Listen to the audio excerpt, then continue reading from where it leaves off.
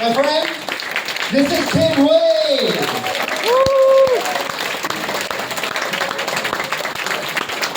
Thank you so much. Thank you. Well, good evening, everybody. Good evening. How are we doing tonight? Good. Boleh, yeah? Well, boleh lah. Well, let me ask this question. How many of you tonight, how many of you right now, you feel like you are living the best version of yourself? Show of hands. Best version of yourself. Show of hands. Okay, a few hands out of here. Very good. How many of you feel that there's more in your life that you could tap into? Show of hands. A lot more hands go up. Excellent. So tonight, the topic tonight is about thriving in change, in the changing times we're living in. And Samson touched upon it, that we truly are living in changing times of great change. And today, I was in the car with Brian. Where are you, Brian? Brian back there, and we had lunch, and he was sharing with me, some of the stuff that talked about in the news, about youngsters. And I no longer watch news. I haven't watched news for 30 years actually. I just feel like if it's important enough, someone will tell me about it. And so, it just things, and that's the news in Malaysia. It's not only Malaysia, around the world, there are news of things that are happening every day. And so, the conversation tonight is about thriving in changing times. And so, let's talk about, and tonight I want this to be an open dialogue. And this is not about training, about workshop. What this is about each and every single one of us to explore of what's happening around us. And also to look at what's possible. Because I believe as humans, if each and every single one of us, if we're in a community, if we are like becoming aware of what's happening and becoming aware of what's possible, that's how we're gonna shift and how we're gonna thrive in the changing times. So with that, let's think about this. Change. Do you think change is only happening now in this generation? No, change is throughout history of mankind. So let's think about something that we live every single day. Back in the old days, now I'm 60 years old, so back in my childhood, when we think of cooking, what do we used to cook back in the old days? I remember my grandmother would have this like charcoal, coal, in this thingy, they open and they cook meal, right? So that's what I grew up with. Now let's look at today. What do we have? Oven, microwave, right? So induction. So all that is changed, but did it happen overnight? No. It happened, seems like slowly in stages. Some of them right in front of our face. Some of them is happening behind the scene. We didn't know about it, right? Now, also, I know in this audience, we have a lot of people that I would say majority is 40 and above in this audience, okay, age 40 and above. Now, let's look at how we send out information in the past. In the old days, like when I watched like Hong Kong TVB, like movies, right? When you watch the all the old black and white movies, how do we send out information back in the old days? Like the king, right? Well, letters, before that it's like squab. The king would tie a letter on the squab, on a bird, and then send it off, and hopefully it flew in the right spot, right? There's like horse and buggies, right? And then later on, there's what? Postage. We write letter, we put a postage stamp, we go to the post office, and we send that off. True or not true? But do people use post office these days for mailing a letter? No. I mean, then from there now, what do people do? Text, email, or WhatsApp? It's now digital like that. But again, you go from squab, or horse and buggies, to today, digital. Did it happen overnight? No. It's through different stages of our lives it happened. And we're lucky we get to witness that. Each and every single one of us get to witness that. And also, think about that. In the old days, if you look at news, so how we get our information was mail, right? So how we receive information in the old days. I'm not too old, not too long, let's say 30, 40 years ago was what? Newspaper, right? Then, or you watch movies, it was through television. Then as things more advanced, cable television. And then what? Those of us that remember, how many of you remember something called VHS? Tapes. Right? Nowadays, my son goes, Mom, what is that? The cassette player. No, not cassette. What is it called? The DVD. No, not DVD. Before that. Video cassette thingy, right? Now it's what? It's all digital. YouTube, live stream. Oh, that's changed. But did it happen overnight? No. But those of us that are 40 years and above, we get to witness this change. Now, let's bring this home.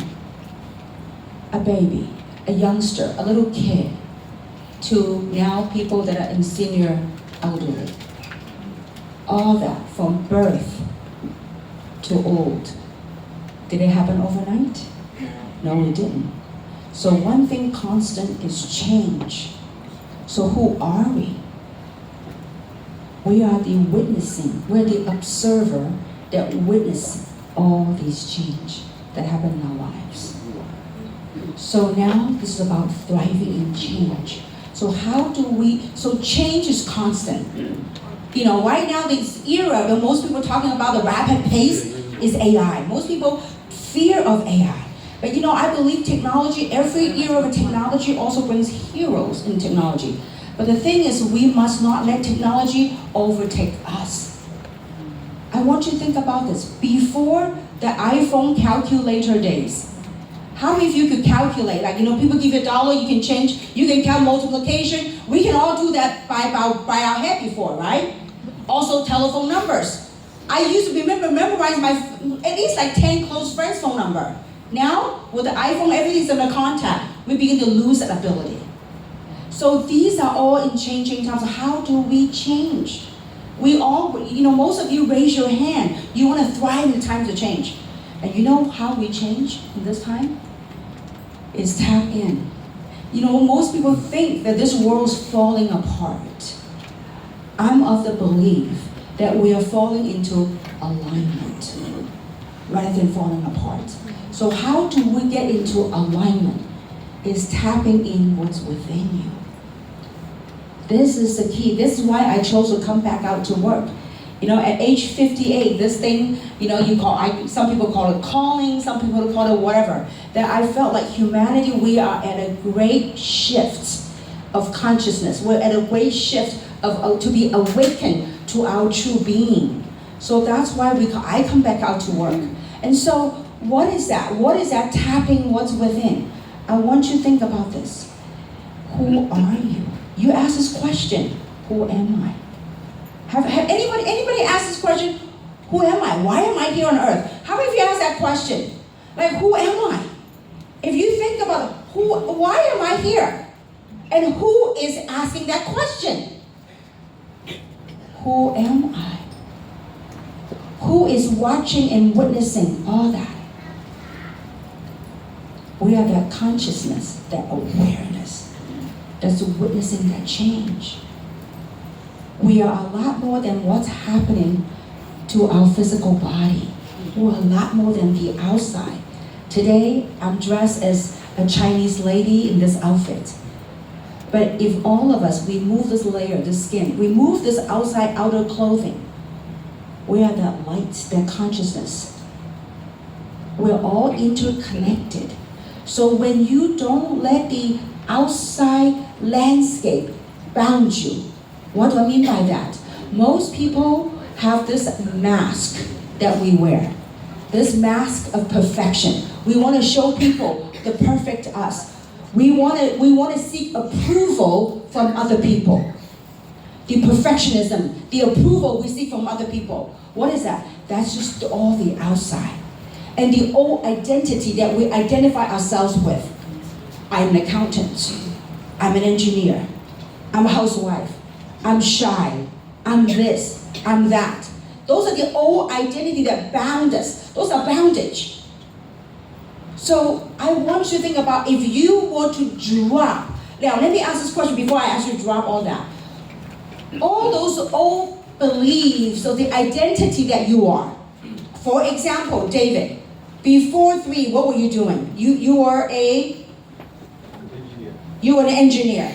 And then you were in the military, weren't you? What was that? You were in the Air Force, right? So most of us will attach that as that's our entity. But David, you are a lot more than an engineer. You're a lot more than in the Air Force. What does that make you? How would you like, so I was in the Air Force. I was retired from the Air Force. I was an engineer. But if you were to drop the identity, now all the identity of all that is, has it served you to take you where you are, to where you wanted to go? It has taken you where you are here today. All of us, whatever identity, whatever job, whatever career, whatever race, whatever religion, whatever that is, it gotten you to where you are here today. But you, somewhere in you, you know you can be more. How many of you, somewhere in you, you know you are meant for more, and you could be more? How many of you know that?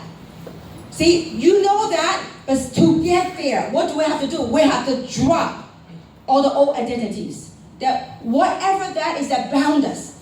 I say that because 32 years ago, when I first got into this industry, before I got into this industry, I was an accountant.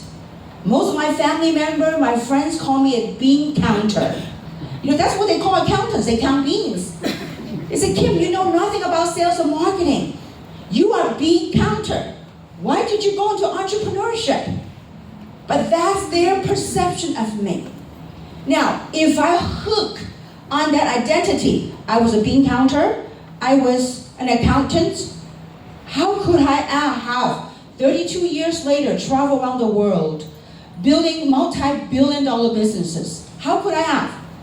So in order for me to cross that chasm, in order for me to cross, you know what a chasm is, right? In order for me to cross that two peaks, I'm trying to jump from this to another spot that I aspire to go.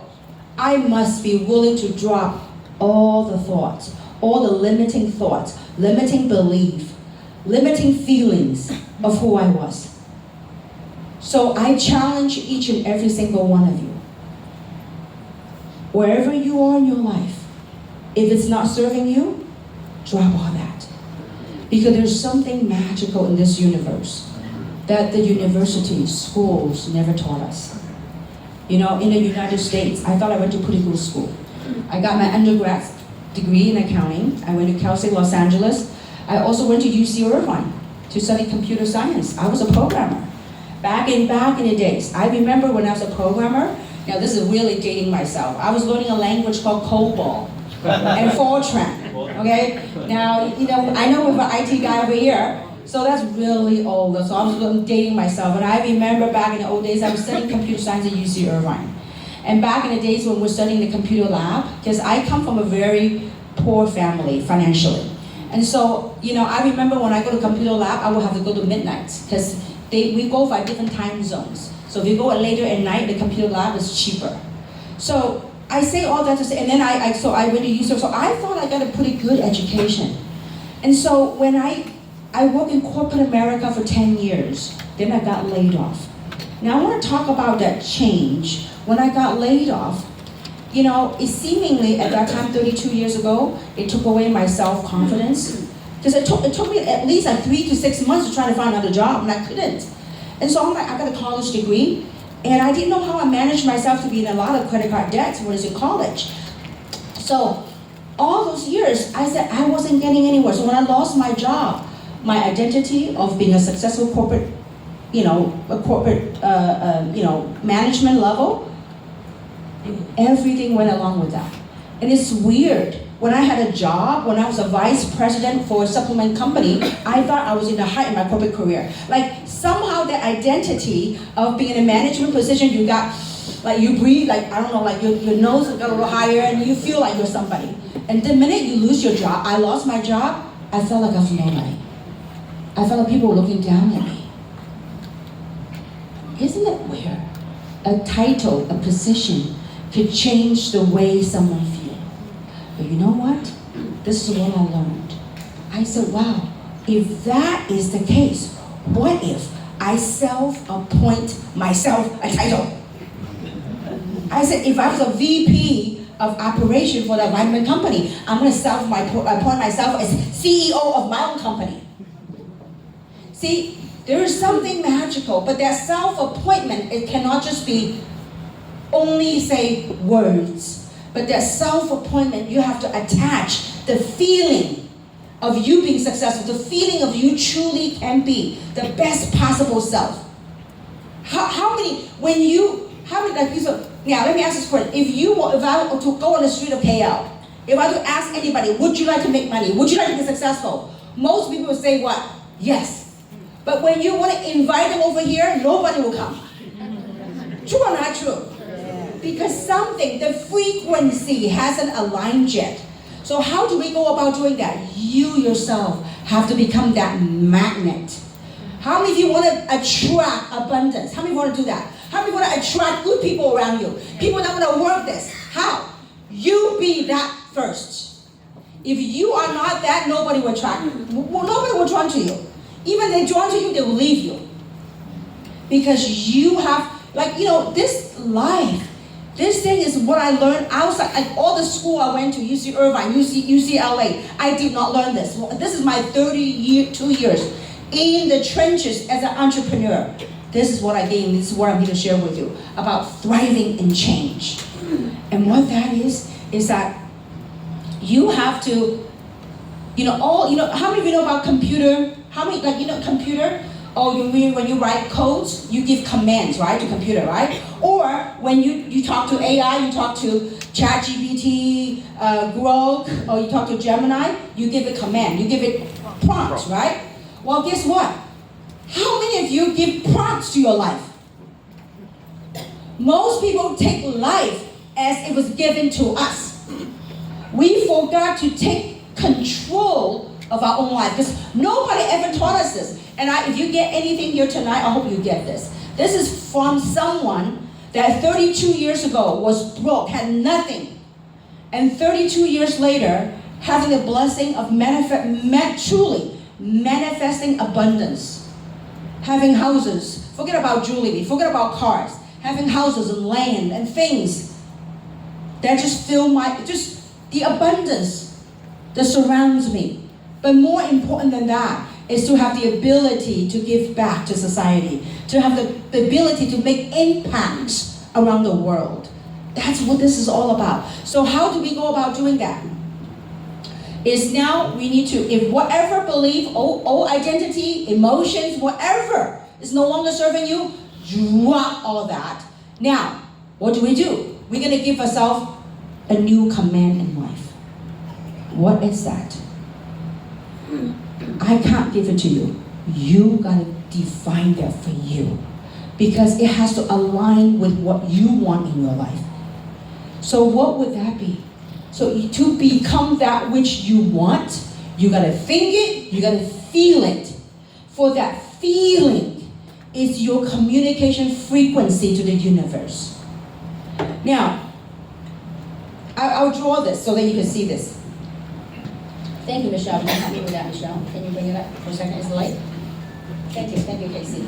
Can we give Michelle and Casey a big round of applause? Thank you. So, this is something that I never learned this from school. This is from School of Hard Knocks. And someone that have nothing to having a blessing to building a $14 billion company. 14 billion, not Malaysian dollar ringgits. 14 billion USD. Okay? So I'm here to share this with you. So those of you that raise your hand, okay, that says, yes, I want to live the higher version of myself. Whatever the higher version is. The best version of yourself. Okay? I just want some example. What does the best version of yourself look like? Anybody? Like, what? Yes. Always facing my fears. Always facing your fear. That's good. See, you know what? This is really amazing. He is considered what's called a Gen Z. Are you a Gen Z? I think so. Yeah, a Gen Z. He's 26 years old. What they want is very different than with the older generation. Older generation is more tied to like money, fame, fortune. Gen Z is different. It's really interesting. Millennial and Gen Z, it's beyond that. So I'm facing your fear. Okay, so your higher version. So your case, James, is broadcasting to you to face your fear. Okay? Now, so this is what you want. But do you know that exists? Do you know that the overcoming to face your fear? Do you know that exists? Yes. Yes. Okay, now, do you know what fear stands for? FEAR. Do you know what it stands for? False evidence appearing real. It's false. I'm going to tell that story and I'm going to draw this map for you.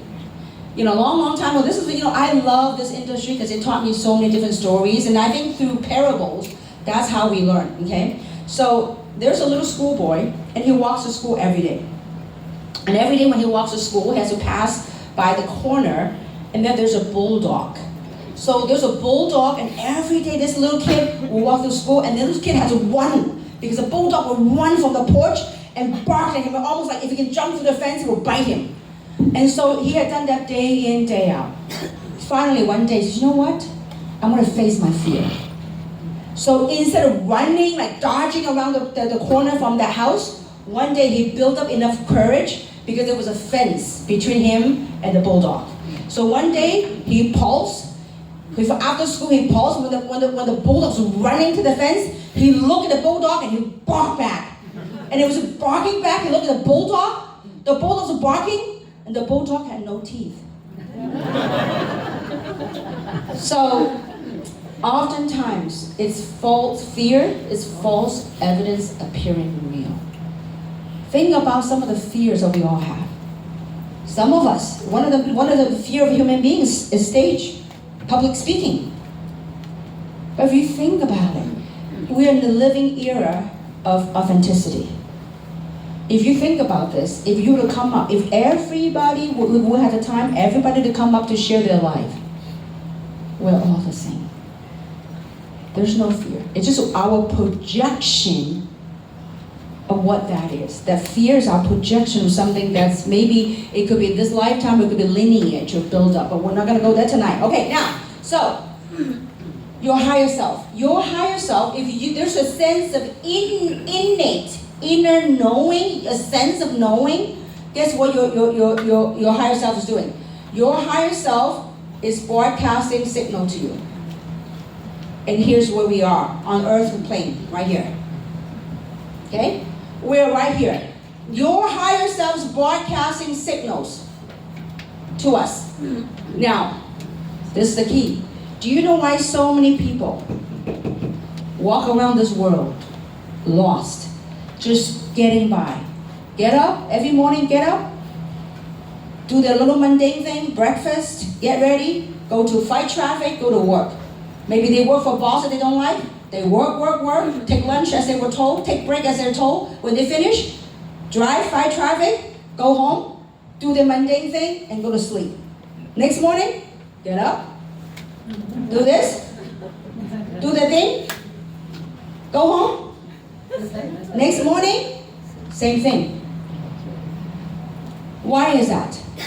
Because most people throughout their entire life, this is what we were taught. This is the old paradigm. This is the old conditioning, society, education in the past. It's been conditioned us to repeat the same thought every single day. All of us have that. I have it too. There are areas I'm working on. For example, some people may be dealing with certain pain, certain ailment. Some people may be dealing with some aches in relationships. Some people may be dealing with financial aches. So every morning when we wake up, oh God, that bill needs to be paid. Or, oh, I got this ache here. I got that ache there. Like that thought that we had, the thought that we wake up with was the same thought we had yesterday. And it was the same thought with the day before yesterday. But it's that repeat cycle, day in, day out. How can we change when we are bounded by those old thoughts every single day? Are you with me so far? So David, you are no longer just a U.S. an Air Force. You're no longer just an engineer. You now wear a new cape, a new role. You had to change your mental projection of who you are and assign it a new role. The world, your world, awaits you to give a new command. When you get a new command, when you get your goal, what will it be like? If you get what you want in life, what is it you want in life, David? One thing. What's the one thing you want? That you, right now at this moment, the things evolve. What's one thing you want? That make you, I'm happy, I'm joyous, I'm joyous. What would that be?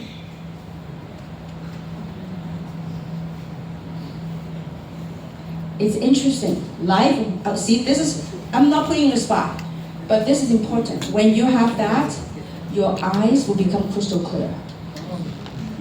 Right? Like when most of people sitting here, a little fog. When you know what you want, when you're purposeful, your spine stands taller. Stand taller, spine stand taller. Roll out your shoulder.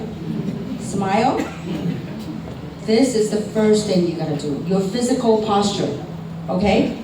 Because most people go through life. You know why people round their shoulder in? You know why? To protect their heart. Because they've been hurt before. Round out your shoulder. Open your heart. So now, your higher self is broadcasting a signal down here. How do you connect with abundance? Let's say that if your higher self is calling for abundance for you, whatever that might be, abundance, joy, love, whatever, gratitude, broadcasting to you, what are you broadcasting back? What thoughts are you broadcasting back?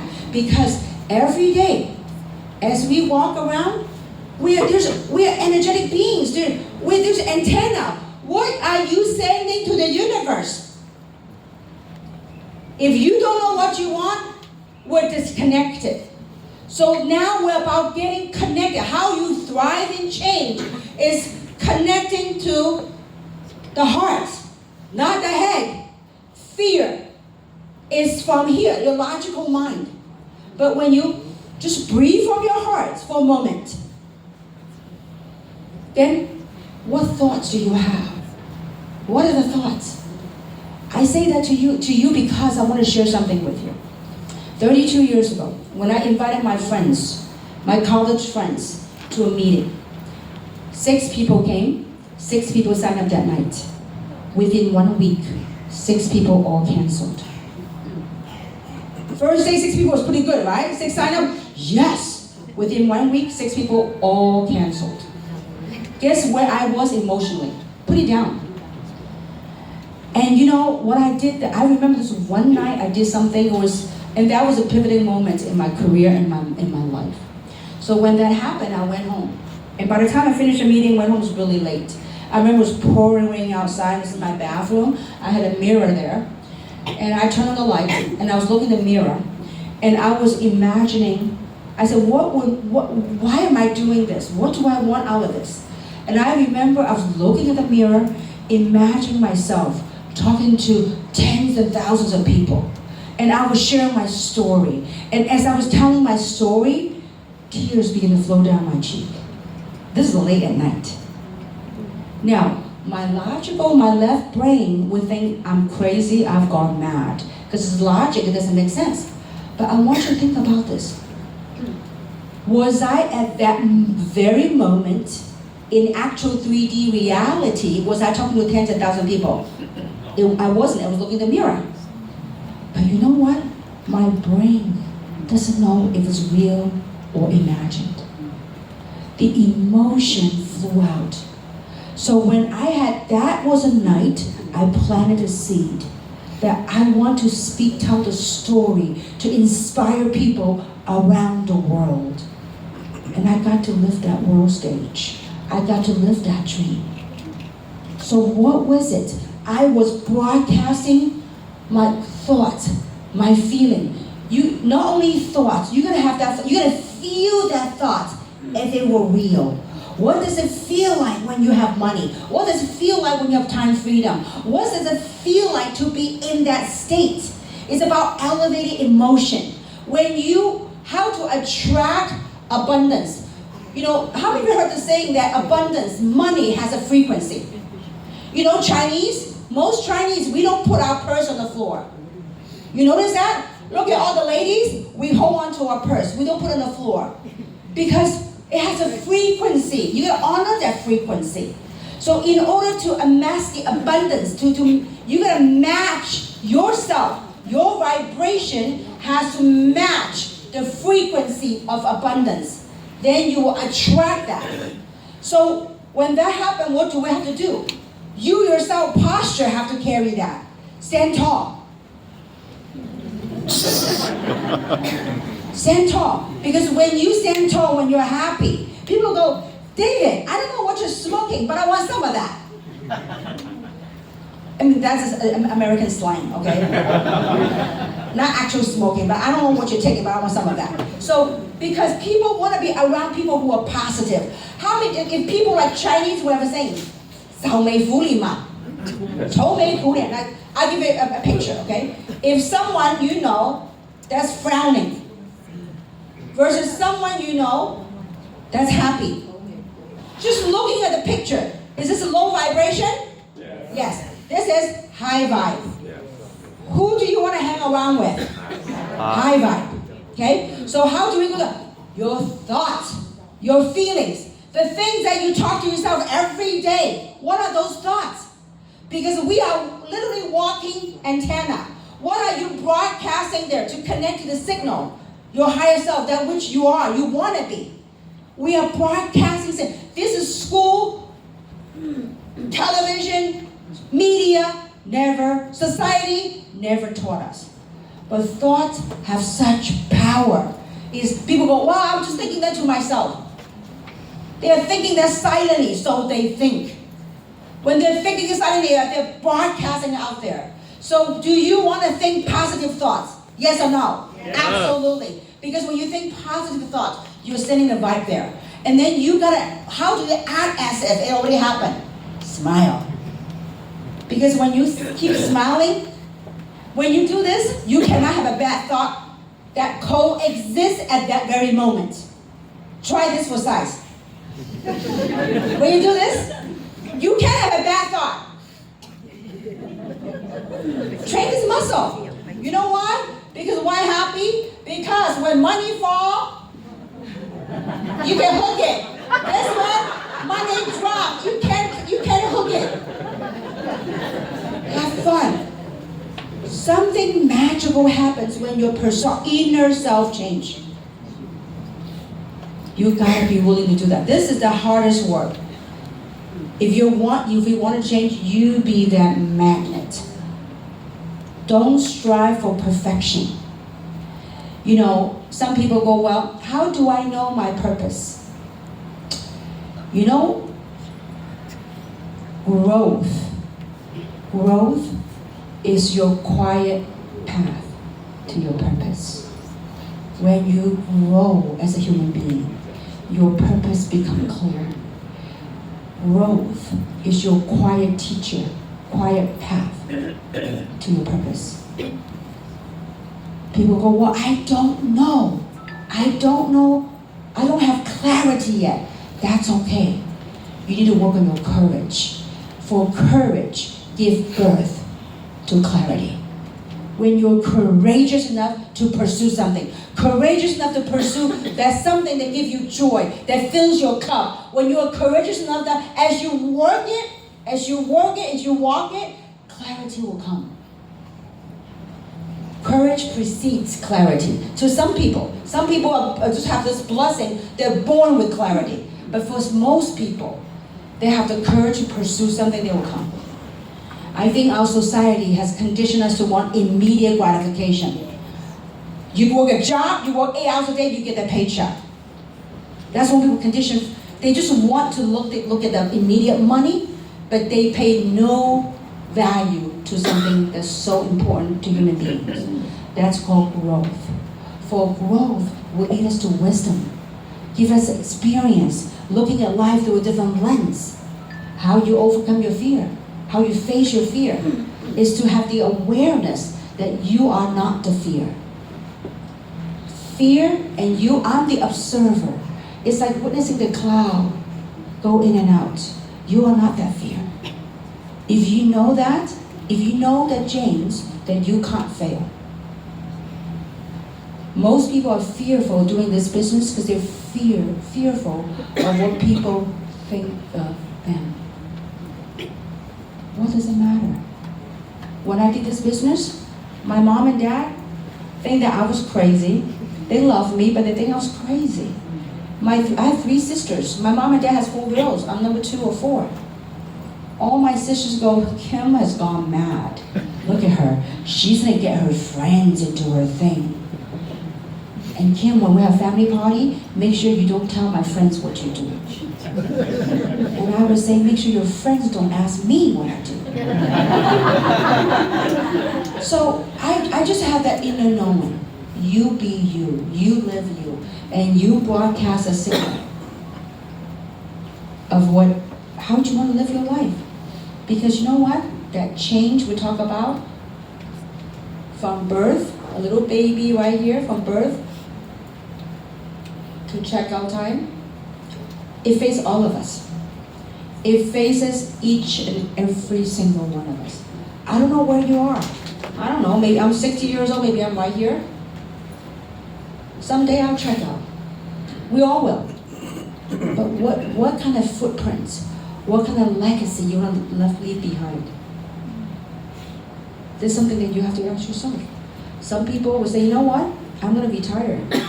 You know, did you know that when people retire, they do nothing? It's pretty much not too soon they'll check out. Seriously. So this is something that I hope that today is a gentle door knock. Because most people walk through their whole life like this. You know, I shared this the other day. I forgot what, Malacca or wherever I was.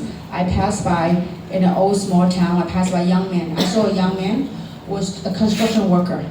And he was painting and sanding off the ceiling of the outside of the door. And this young man didn't even wear a mask to protect himself, to protect his lung.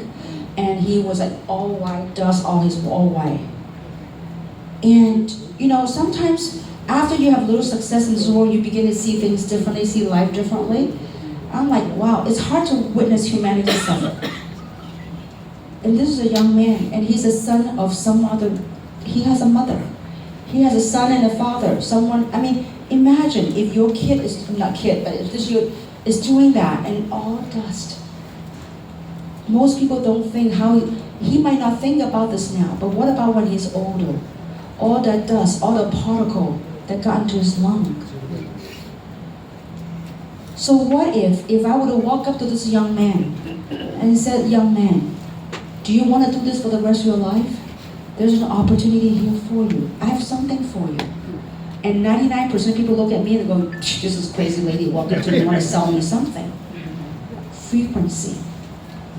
So we have to work on elevating our own frequency. You be that magnet. When people say, I don't know about you, I see something in you. And I'm so glad I see some younger generation here. Seriously, and I want to give this data, and I'm going to do a quick. I hope is this helping you guys? Yes. I know it might not be what you're coming for. I want to do the instructional ABC. Well, you can find workshop ABC everywhere. The best work you could do in this is life. You talk to people, not about ABC, how to do this. You talk about who you are and what you see. You see a way out of whatever. Now in the era of authenticity, people say, people don't look for perfection. They look for, people in social media, these influencers, they look for authenticity, realness. You know what makes you good? You're real. When you're good, when people say, this guy is real, I like him, I like her, I can trust him or her, because you are real. You don't need to talk perfection. You don't need to be posh. You just need to be you. You need to be real, okay? So, I want to share this statistics. I think this is very important. In 2009, okay, at that time I was 44 years old, okay? 2009, I was 40, I think I was 44, yeah, okay, 1965, yes, okay, I was 44 years old. And I'm called what's called the Generation X, okay? Now, so 2009, Gen X was 29 to 44, okay? Baby boomers what age were they? They were 45 to 69, okay? Now, this is so important. The business that we built in 2009, in 14 years, we become a $14 billion company. I would say 98% of the people in that workforce that built it was in this age group. That was a 95 to 98% back in 2009. Now we're 16 years later. So I'm 16 years older. Okay? So now in 2025, guess what? Gen Y or millennials, okay? They are now 29 and 44. Gen X, this age group is now 16 years older. 45 to, what is 16 plus this? 60. Baby boomers are 61 to 79. Now, I want you to think about this. In Malaysia, do you have people at age 70, seniors, supposed to be retired, are they still working? Yes. Most are, they can't retire. They have to extend their retirement age, true or not true? Now watch this. This percentage, right here, this percentage comprise of 53% of world population. Now I'm 60 years old. Heping is 72. We were here. We were a group of people. Harris, Patrick, Heping, Samson. We were all this group right here in 2009. We had success. We built a mega billion-dollar company. We could retire, but we came back out to work. Why? The generation that I was in is a younger millennial. It's the Gen Y now. So now we have the experience from here to here. We want to make an impact. So now we have the opportunity to make an influence to 53% of the population. Timing couldn't be better. This could be much bigger than whatever we did before. We did it before, 98% with the 2 generation.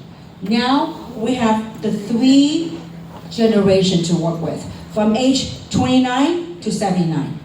James, you're rarity. How old are you guys? 20. Oh my gosh, and you? Give yourself a big round of applause. My goodness. Can we give a big round of applause? You know, most 20 people may be lost in the digital world, but you guys are sitting here. Most 20 people say, I don't want to go to a meeting, just send me a link. I'll watch on YouTube, 30-second swipe, 60-second swipe, but you guys are here. Do you know how we change the world? I can't go talk to 20 people. I can't go talk to, my story might not influence a 20-year-old, but you, when you learn the skill set, you can go change your generation. Because you have the lingo, you have the vibes that they vibe with. Some of the terminologies that my son and his friend talk about, he's teaching me some of the slangs. He goes, man, my mom's called met or mit or met or whatever, right? I'm like, what was that? We didn't know that when I was younger. And so, but you guys can go make the impact. James, 26 years old. Adrian, 39. We have younger generation. You guys fall here. So there are the special breed. You guys are special breed, 20 years old. So, but we're looking at this market right here. But I would love to teach everything. The reason why Heping, myself, and many of us, we come back out to work is I want to make an impact. I want to teach you everything I know. You take that, you apply that to your generation, using your lingo, using your technology, your skill sets. So that's what it's all about. I hope tonight you just, at least a gentle knock and say, you know what? It's for all of us, humanity, to wake up. Because there's talks out there right now. There's going to be more robots, more AI than humans. I don't know about you. I certainly don't want a robot to tell me what to do, or what I can do or cannot do.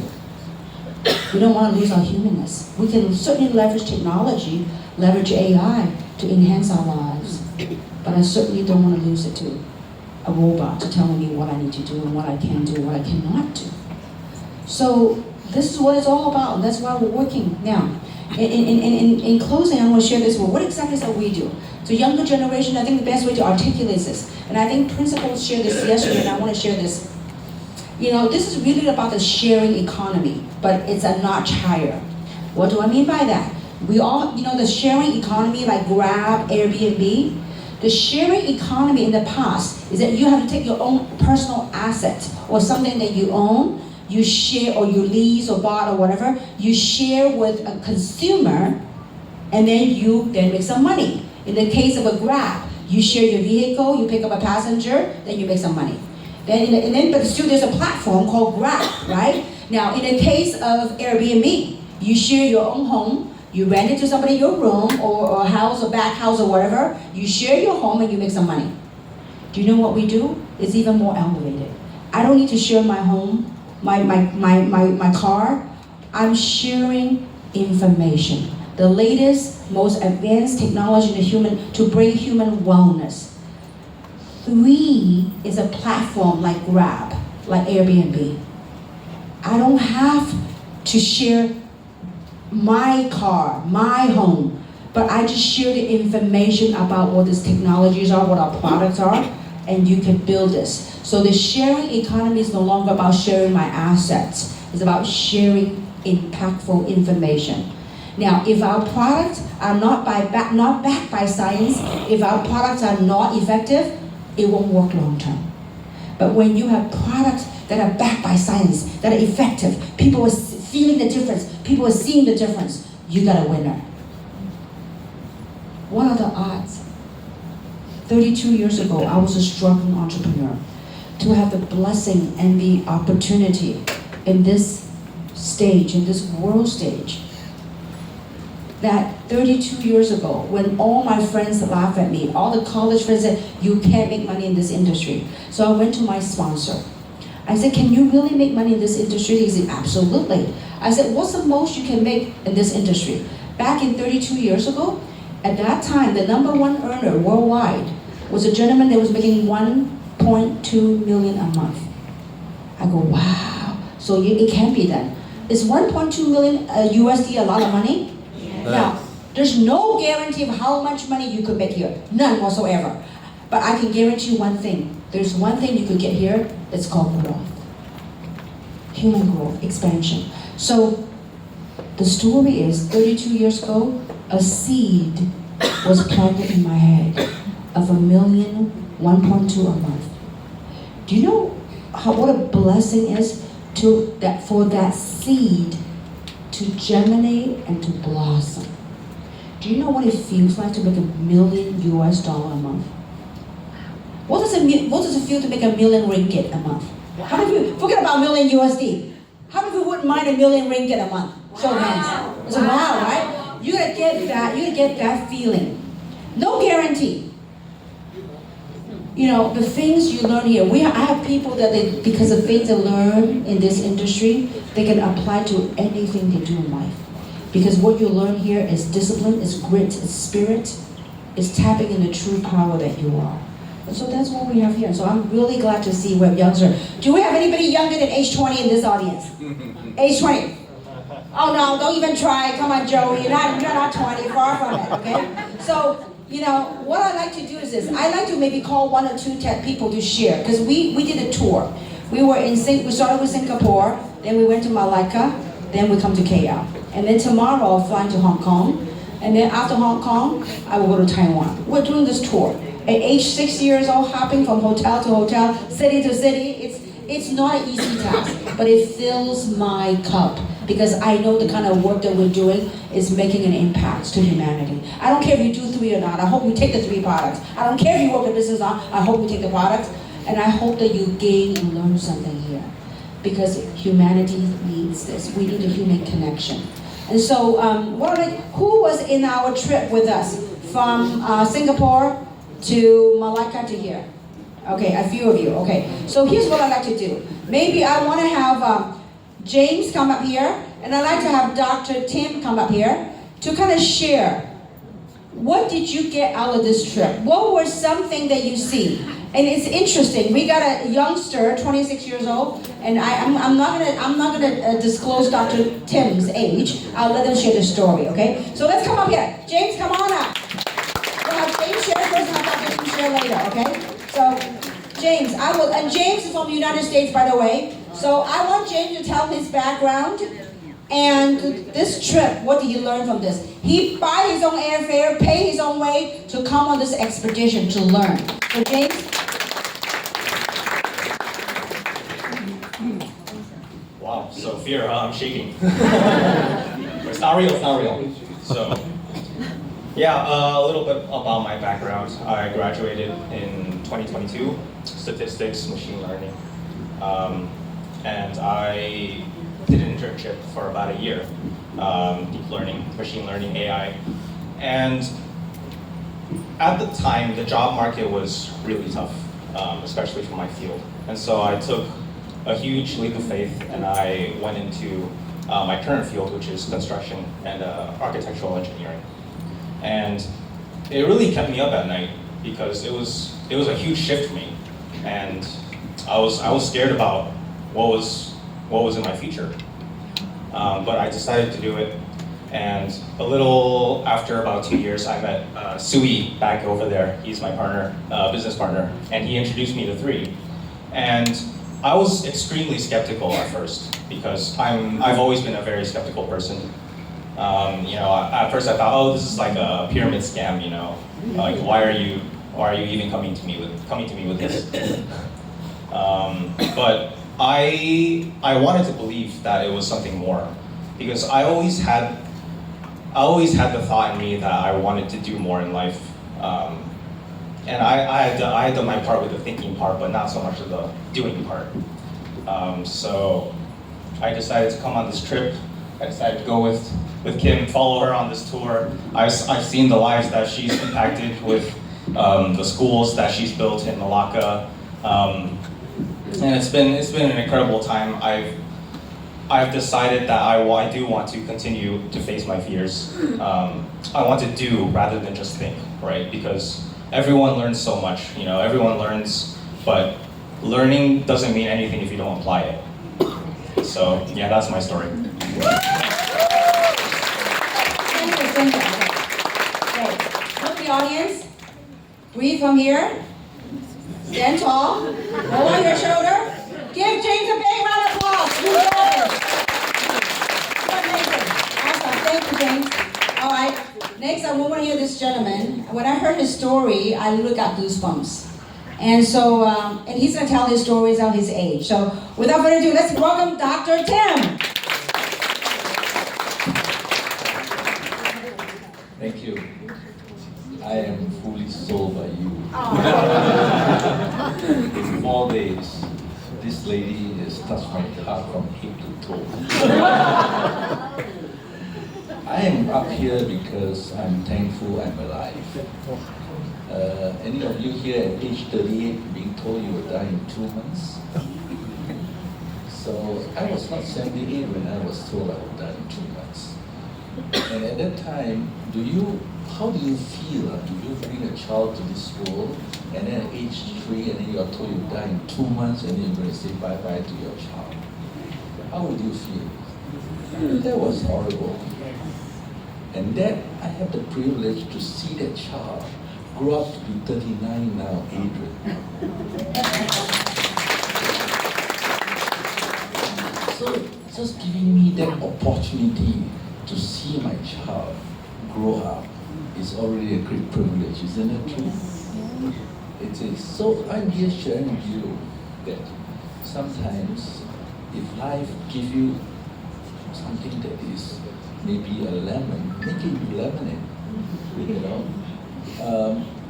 I was coming from a point where I trusted Western allopathic medicine because of the deep science they have. So when you are 38 and you're told you'll die in 2 months, I questioned it. What are you doctors doing? If I'm 78 and you tell me I will die in 2 months, fine. But I was 38 at the prime of my career, at a peak, and the greatest part of my life, and I'm going to die in 2 months. Would you accept it? I fight for it. I say, discharge me. And the doctor said, if I discharge you, you die, then your family will sue me for negligence. Fine, I'll sign the paper for you, I'll charge and sue myself if I die. So, reluctantly. So let me share something with you folks. Why am I so excited with 3 International? After that episode of near death, do you know that I care about my body? I care about my body so much. I treasure it because I came from a point where I almost died, Do you think that I will use a product and put it in my body if I don't trust that company? I won't take that risk, it's too risky.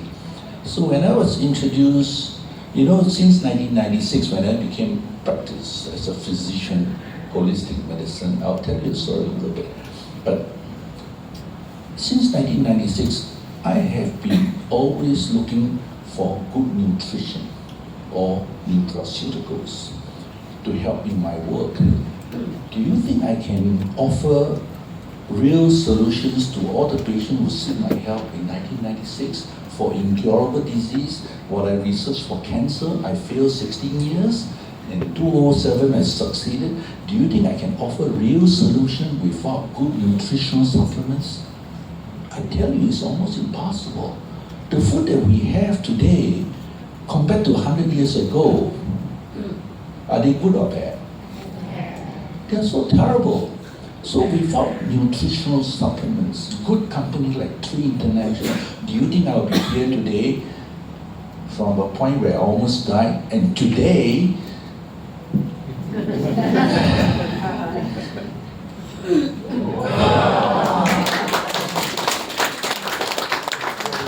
if you look at me, how old am I? How old do I look to you? How old do I look to you? What is that? Wow, thank you. How old do I look to you? Don't do your maths, you look at me. People say I'm 50s, they say I'm in my 60s, I'm 65. Now, will you tell me if I'm mad if I'm telling you I'm planning my next 60 years? I'm starting my next chapter of another 60 years. I have a secret mission that I want to do. I cannot broadcast. If you have it on your tape and you broadcast to a drug company, I'll be dead tomorrow. From the point of death, I went to discover a way to treat cancer without poison, without chemo. Why? After I checked out of the hospital, I didn't die. I have a simple philosophy in life: do good. And you have a chance to do good here. I'll tell you why later on. Do good, why? I do good not because I want you to thank me. I do good because it's the right thing to do. I build my karma, okay? When I checked out of the hospital, I was blessed to meet some angels. Today I got 2 angels at a hike, I went to challenge myself this morning. I walked 7,000 steps a day with a backpack of 10, 12 kg on my back to train my core muscles because I have backache for 20 years, So now at 74, I don't have a backache, isn't it good? So I had 2 angels today, I went to challenge myself. It's a hiking trail, up and down, and there are 30 stations to go through. And I got 2 angels. God sent 2 angels to help me and let me hold their hands, I don't know whether they are here, one is Xiao Xiao Jian and one YC, So amazing, when you do good things in life, don't expect people to thank you, but God is watching. God is watching. 人在做天在看，有没有? God is watching, and I'm so blessed. I have Adrian, he's 38, 39 now. To see him grow up already a great blessing to me. I am so satisfied with my life. To see this child I bring to this world grow up, and now at 74, my body function like I'm 30 and 40. Is that good? Yes. And do you think I can achieve this without good nutraceuticals? Yes. You must have good company.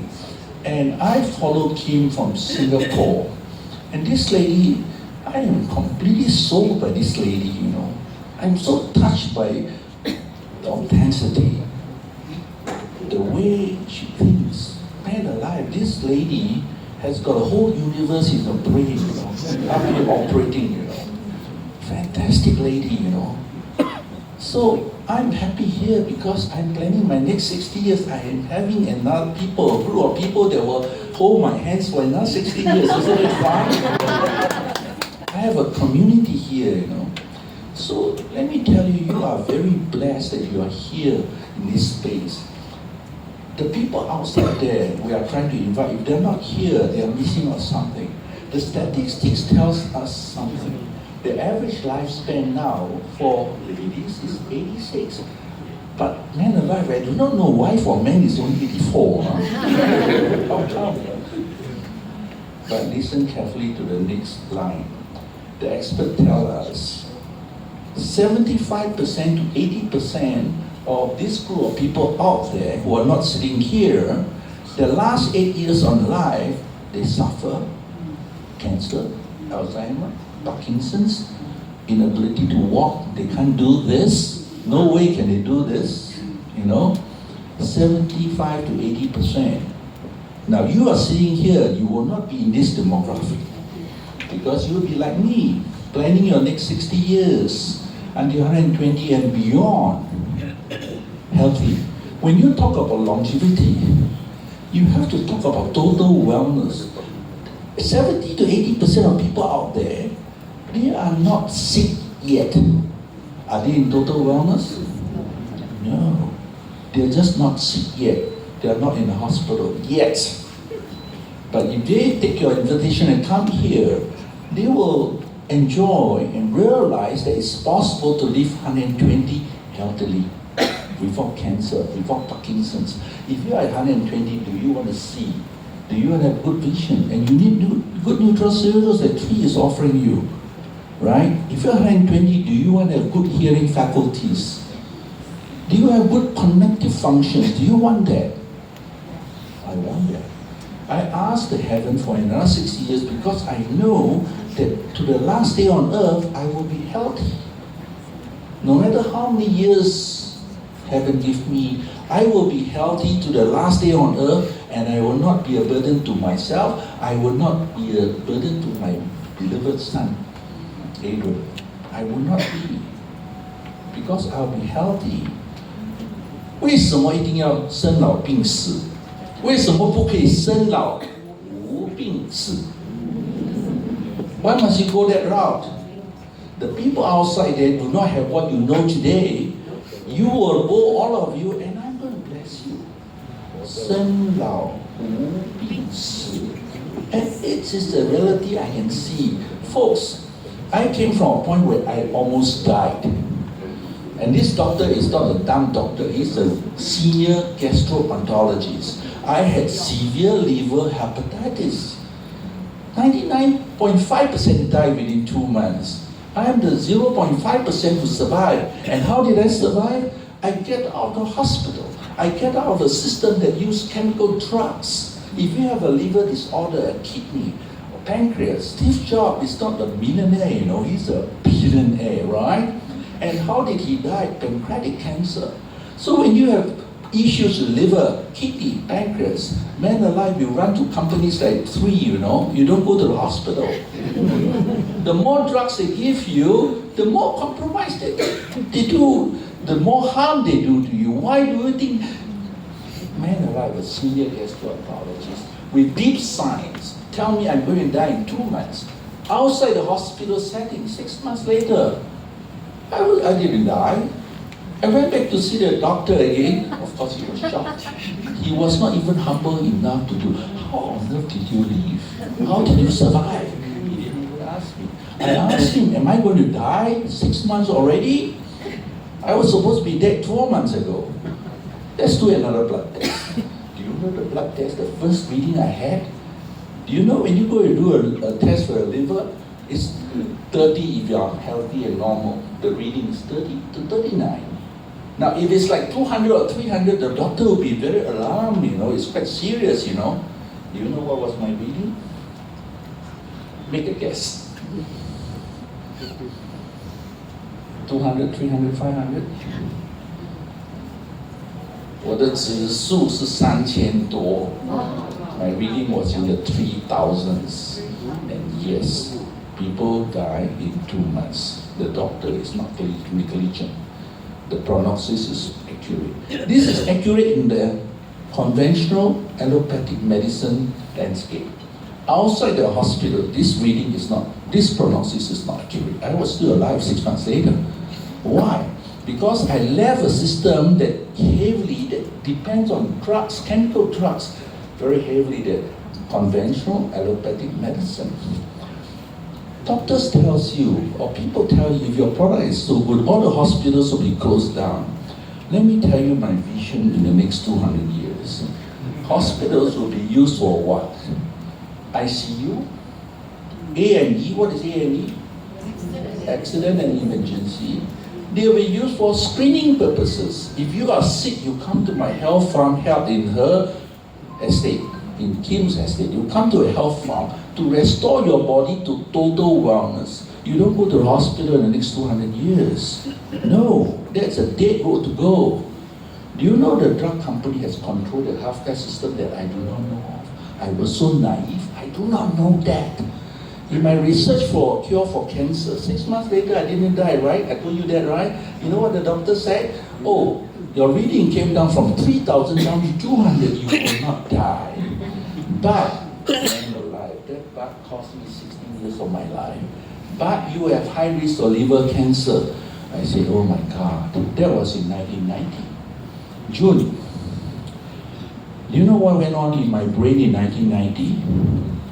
I tell myself, if I ever have liver cancer, I will never go for chemotherapy. Do you know why? Why will I not undergo chemotherapy? The statistics tells me 80%. I'm very humble and I'm very polite to the drug company. There's one doctor, Dr. Gleason, on YouTube says 98% chemotherapy doesn't work. The reason why it's being pushed, it's being sold, is because of, I'm very polite, I tell you 80% does not work. 80% die within 3 years. And why does 80% die within 3 years? This is very bad survival rate. To me, how about you? Is it bad survival rate? Do you think I will undergo chemo? Horrendous side effect, the suffering I go, and then I die 80% of the time. Why? Because the treatment in conventional medicine does not treat the root cause of cancer, and cancer relapse rate is 80%. And when cancer relapse and come back, what happens? Spread, metastasize to other areas, and now you need a stronger chemo because this new breed of cancer cells have gained some resistance to your original chemo. Now you need a stronger formula to kill these new mutants. And when you use a stronger, more poison chemo on me, you kill the cancer cells, but you know you kill me too? Are you aware? I cannot publicly say that cancer actually, part of the time you are dead because of the toxic treatment. I cannot say that. I'll be dead tomorrow. Or maybe by the time I leave this place. Right? So this is knowledge that people don't have, and I don't have before 1989. And the public that you are talking to, they don't know. They don't know all this information. So we follow why? My brain was indoctrinated by the West. Oh, we got science, we got evidence-based, you do chemo. I'm going to save your life. I'm taking on a stage 4 cancer patient in Singapore. I went into the hospital to interview the oncologist as a family member. The oncologist said, I asked him pointedly, I say, outside do people know that when you get cancer, you have a death sentence? So can you tell me, this lady is very well prepared, can you tell me how much time she has? He said 12 months, maximum 18 months, liver cancer, okay? They proposed to do a surgery to remove 1/3 of the liver and all the lymph nodes. It's a massive operation, open operation, okay? And with that, she may live 12 months to 18 months. And that surgery costs 140,000 Singapore dollars to 210 Singapore dollars, quoted by the hospital. If you can introduce things like 3, whether you can treat cancer or not is something I cannot guarantee you, but you can improve the quality of life for a patient to fight cancer. I treat cancer by not killing, but I'm using kill approach. When I propose this to all my friends and my boss who called me to go back to work when he's here and die, I didn't die. He said, there's no non-toxic treatment for cancer. That is all the scientists have found it. At that point in time, I didn't know that the drug company has hijacked our healthcare system. Chemo is very profitable. The way I found, the way to treat cancer is so stupid. I'm a stupid doctor. Why? I treat cancer and cancer don't come back. And the patients are still alive after 10, 15 years. I'm a stupid doctor. And along the way, I found there's a cure for diabetes. Who say you must take drug forever until you die? The drug company who hijack our healthcare system. Hypertension, high cholesterol, who says that? Mainstream doctors. So in my field of healthcare, I'm a very stupid doctor. You treat the patient, diabetes, you treat him total solution, then where's your future income? I'm mad, I'm out of my mind, you know. The drug company don't like the way I think, but my patients love me. I save them tons of money, and I prevent them having dialysis. Too many medication, is that good for you? It's not good for your kidney, you know, right? So aren't you very blessed that you are in this space? Aren't you very blessed that with someone like Kim who's willing to come out and do something? Yes. I'm at a stage where I don't need to work. I retired from my work actually. Why? Overwhelmed. I work 80 hours, 100 hours a week, okay? Not a month, huh? Overwork, overwhelmed. And there's a growing understanding among people. Don't do chemo if you get cancer. I cannot sell you the idea, don't do chemo. And please don't think I'm trying to say you don't do chemo. This is my personal thinking. The way my mind thinks, I'm sharing you my thoughts. I'm not asking you not to do chemo. Please recognize that. Okay? So I am here because I'm thankful I'm alive. And this lady here, she's not taller than me, but she touched my heart.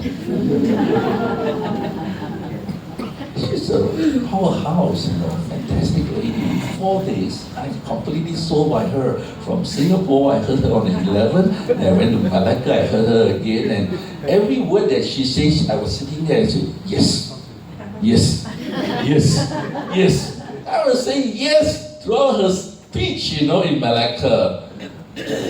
So, if you have a leader like that, who is not looking at money alone, who wants to impact, and wants to do something. I see three as a platform that I can do, I can collaborate to do my next 60 years of work. Okay, now I tell you the secret, but don't broadcast it. In the next 60 years, what I want to do is revolutionize the healthcare system. This is a corrupted system of healthcare. The drug company wants it that way because it's a very profitable system of healthcare. All right, and you are blessed. Next time, if your friends get sick, they don't have to go to hospital. I may build a health farm in her land, you know, and then people can come and get well, really, really well. I treat incurable disease. There are 1,500 incurable diseases defined, classified by Western conventional allopathic medicine. Do you know that 70% of this can be treated in total? If you don't treat the symptoms of the disease, you restore the body to optimum health. People call me a miracle doctor. I say, I'm not a miracle doctor, you know. I just do one thing that Western doctors don't do. I improve your body in every way, and then the body does its magic. And they call me a miracle doctor. I say, no, you are wrong. Do you think there's a better way to restore your body to optimum health and let the body does this magic? Do you think there's a better way? Or I come in and cut away your breast for breast tumor or breast cancer, or remove your ovaries or uterine cyst, fibroid? Whatever that you have said, let me first agree with you that I fully believe something else. That's the reason that I'm here. And I love how everything is backed by science. Perfect. And because I am the kind of person I need to read and understand the science behind it. Good.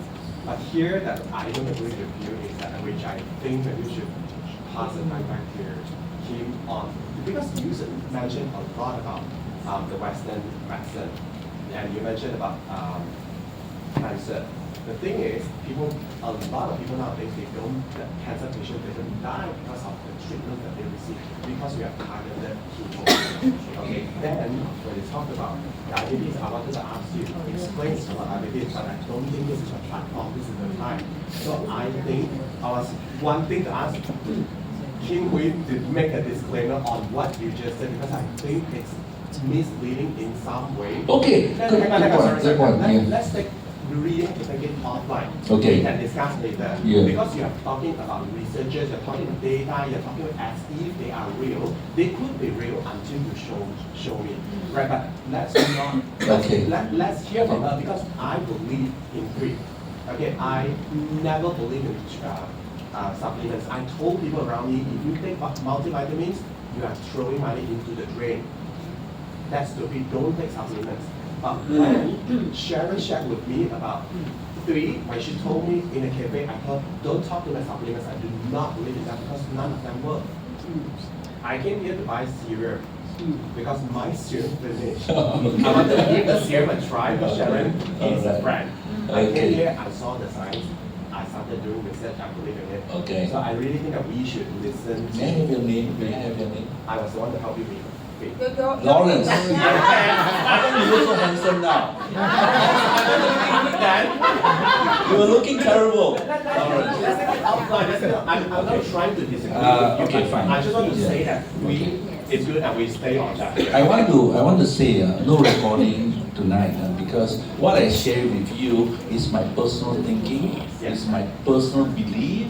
It's not meant for you to take it as a professional medical advice, okay? So take this in the proper perspective. I'm touched with what I see. I've used these products these 2 months. If for me to put something into my body is really difficult. And I see the science enough to let me be my guinea pig. I never give my patients anything unless I try it myself, even though the science behind it is so fantastic, yeah. So I just want to share with you. Today what I share is my personal opinion, my personal belief system. Is not representative of 3 International. And 3 International does not say what I say. Alright, please remember the difference, okay? Yes. I am here as a person who is thankful I'm alive. I'm sharing you my personal journey, my personal life journey from a point of near them to where I am today and what I'm seeing in the next 30, 60 years, okay? So Thank you. Can we give Dr. Kim a round of applause? Thank you so much, Dr. Kim. Thank you for your question. Thank you so much. I know you're hiked up with us today. So I want to do this, and this is a reflection of life. This is really good. This is really real, and I appreciate that. In Asian culture, I was born in China and raised in Hong Kong until I was 14 years old. Then I lived in America for 44 years. And I have both the American culture and the Asian culture. And I will share this.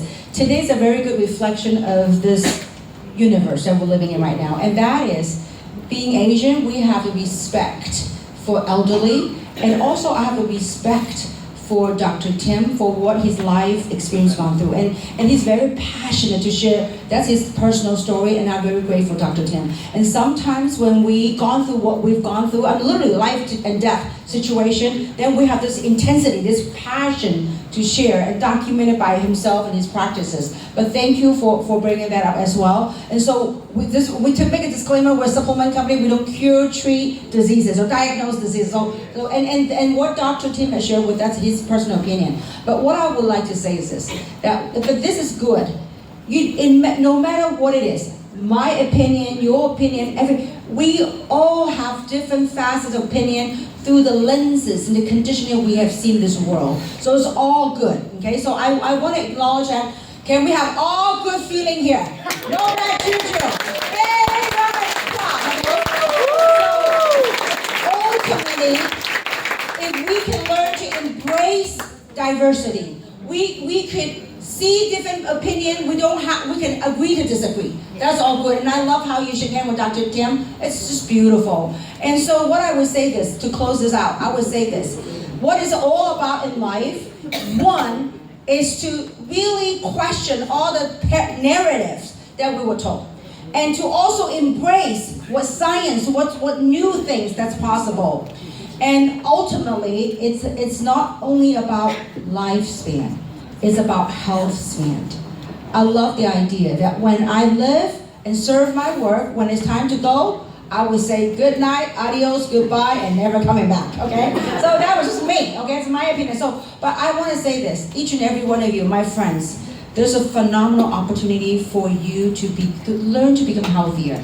You know, just daily practices, not only taking supplement to be healthier, also watch our lifestyle, the things that we do, the thought that we think about. And so with that, I'm very grateful for your presence here tonight. And tonight, it really is a good reflection. It's a mirror reflection of all that is. The opinions, the things that we were taught, things that we see, things that we believe in. Well, whatever that is you believe in the light, that goodness that you are. For each and every single one of us, we can go out there and touch lives and impact lives. So with that, thank you so much for being here tonight. And I look forward to coming back. Hopefully before the end of this year, I will come back to Malaysia again. And next time I come back to KL, I like to spend a couple more days. Not just come here and do a talk. I really want to make that impact. I really want to talk about the basic stuff, to learn to build this business. There are some basic dynamics, different layers, human emotions, how you interact, what took place. I mean, just all that. It's an alchemy. It's truly an alchemy of human soup, of emotions and dynamics. So thank you for gracing us tonight with your presence. For my fellow Chinese friends that came on this tour, if you want to stay, we can do a little sharing on the Chinese part, okay? So we have a Chinese little sharing, but for those of you that speak English, we thank you so much for your patience, and thank you for your heart, for showing up on a weeknight.